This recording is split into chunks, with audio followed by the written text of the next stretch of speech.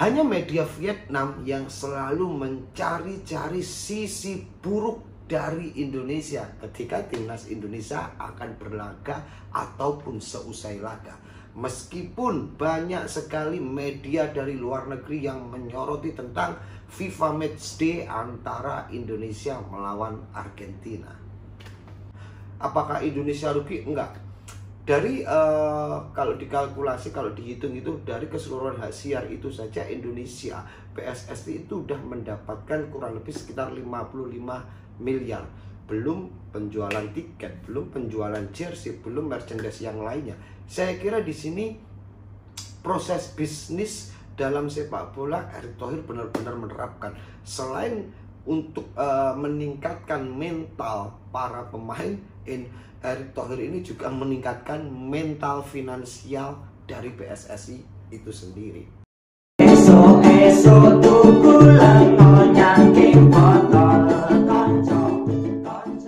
Oke, kembali lagi di sliding tackle-nya Cak Ruri.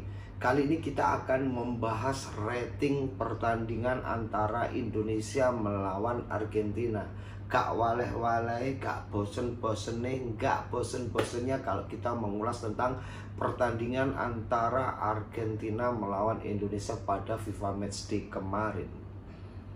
Yang pertama, banyak sekali rumor bahwa Asnawi Mangku Alam akan digait Manchester United setelah tackling bersihnya pada Garnacho pada FIFA Matchday kemarin.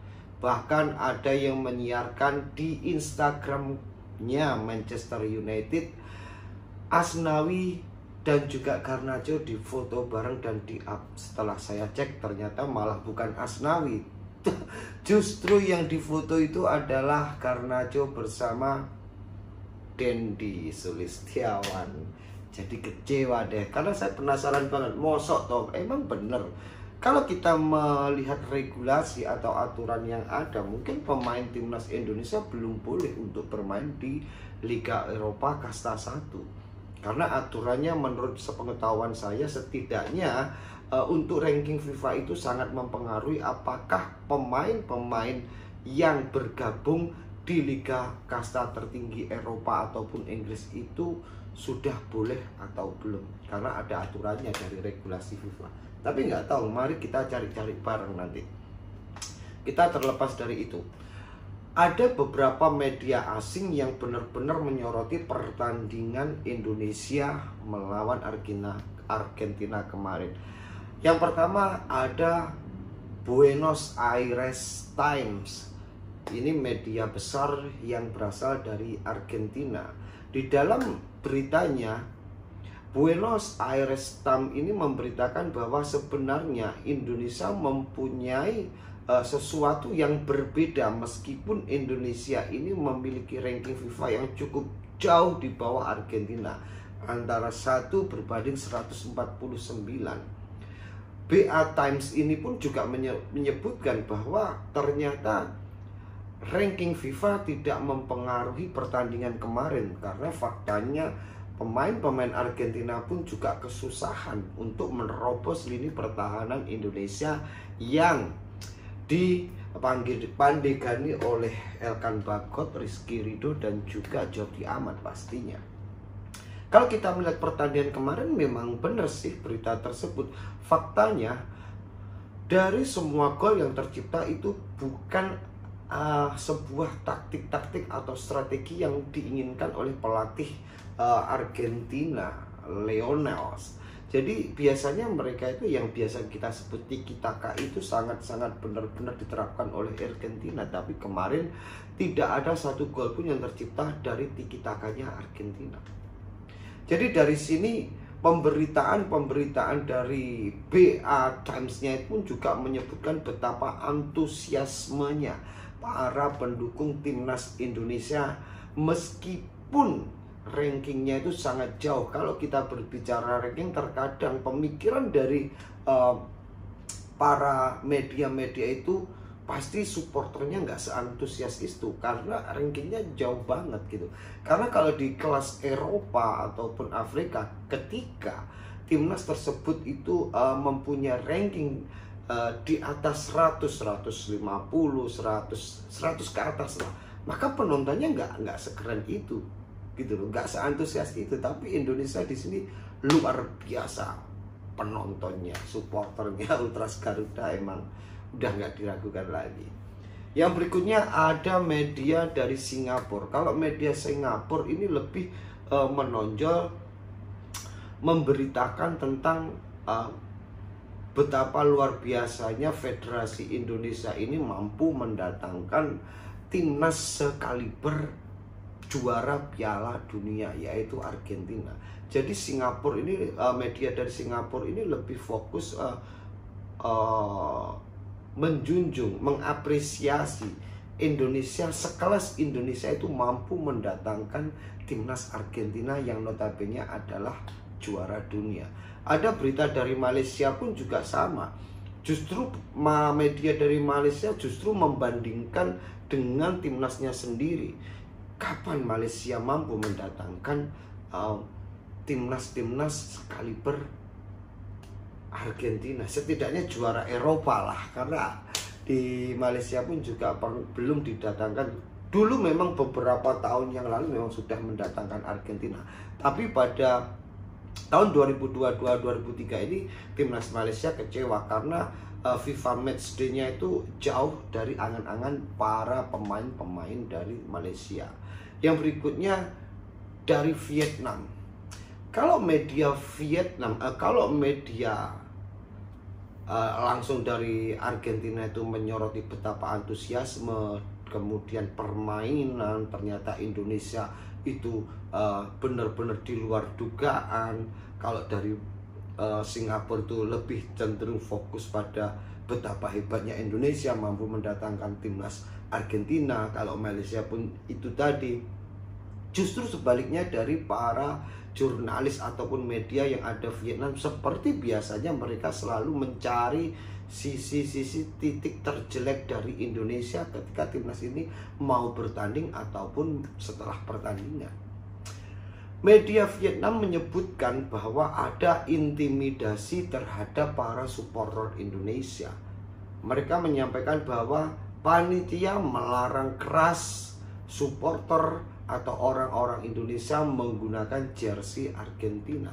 Saya kira enggak juga, karena kalau kita melihat pemandangan di stadion GBK kemarin, banyak sekali orang-orang yang menggunakan jersey Argentina. Bahkan orang asing ataupun orang Argentina sendiri pun comfort banget, nyaman banget ketika mereka mendukung tim kesayangannya. Bahkan satu di antara puluhan ribu ataupun 5 di antara puluhan ribu merah putih, mereka nyaman banget, nggak ada intimidasi sama sekali gitu loh. Jadi media Vietnam ini selalu berusaha menggiring opini bagaimana sih Indonesia itu harus jelek di mata dunia. Ya, itu dari dulu. Kalau kita melihat permainan, mereka selalu melakukan permainan tackling keras, tapi ketika mereka balik diserang dengan tackling keras, selalu banyak drama-drama kayak sinetron gitu. Ya itulah Vietnam. Gak hanya para pemainnya pun, media cetaknya pun, media massa pun, para jurnalisnya pun juga selalu berlomba-lomba mencari sesuatu yang paling jelek dari sisi Indonesia. Ya mau gimana lagi, tapi kita setidaknya berbangga bahwa tidak hanya stasiun televisi Indonesia saja yang menyiarkan pertandingan antara Indonesia melawan Argentina. Disebutkan ada 37 stasiun televisi di seluruh Indonesia ikut serta menyiarkan pertandingan antara Indonesia melawan Argentina. Wow, pasar yang luar biasa. Erick Thohir benar-benar meramu racikan antara olahraga dan juga bisnis. Kalau kita berbicara itu, sudah disebutkan bahwa kurang lebih untuk mendatangkan Argentina ke Indonesia itu sekitar 75 miliar. ini sudah saya bahas di akun saya yang satunya sekarang udah hilang. Kalau dulu India mendatangkan itu sekitar 70 miliar, bahkan saya waktu itu memprediksi kurang lebih sekitar 75 ke 80 miliar. Dan akhirnya kemarin disampaikan bahwa kurang lebihnya adalah 75 miliar. Apakah Indonesia rugi? Enggak.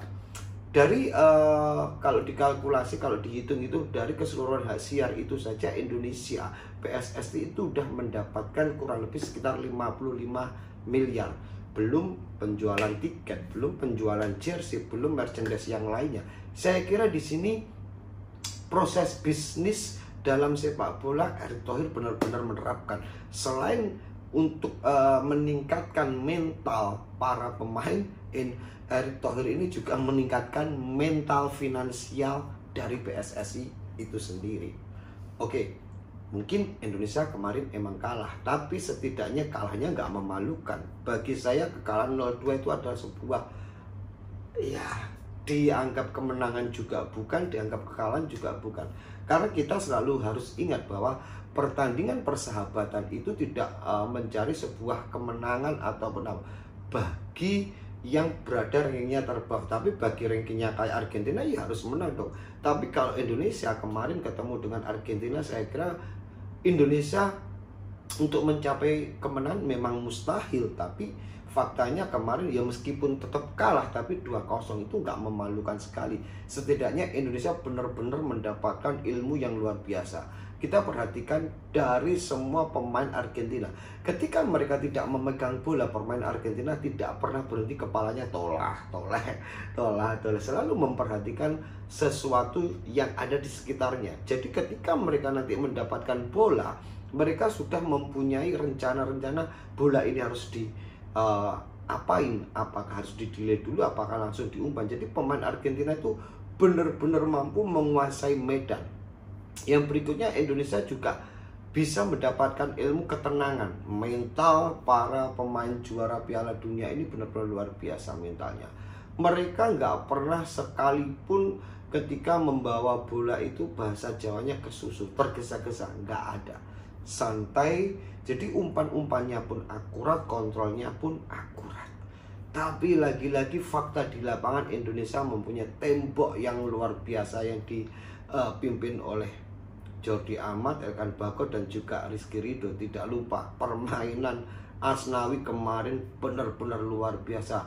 Hampir semua tacklingnya itu bersih meskipun menciptakan pelanggaran. Yang paling luar biasa ketika si Garnacho ini masuk pada pertahanan sebelah kanan Indonesia, Asnawi langsung men-tackling bersih, kemudian Garnacho pun balik men-tackling dan akhirnya menimbulkan sebuah pelanggaran untuk Argentina. Kita lihat Elkan Bagot sangat pantas mendapatkan nilai poin tertinggi dalam pertandingan kemarin untuk timnas Indonesia. Kalau rating pemain dari Indonesia tertinggi memang Elkan Bagot, kemudian diduduki oleh Asnawi Mangku Alam. Jadi tanpa kita mendiskreditkan para pemain yang lain, saya kira untuk kolektivitas pemain sudah luar biasa bagusnya. Lagi-lagi lini depan Indonesia sangat kurang. Sebenarnya sudah ada Ivar Janier itu, Rafael Struijk itu kemarin udah luar biasa gitu kan. Mungkin harus ada tandemnya, second strikernya yang harus benar-benar luar biasa.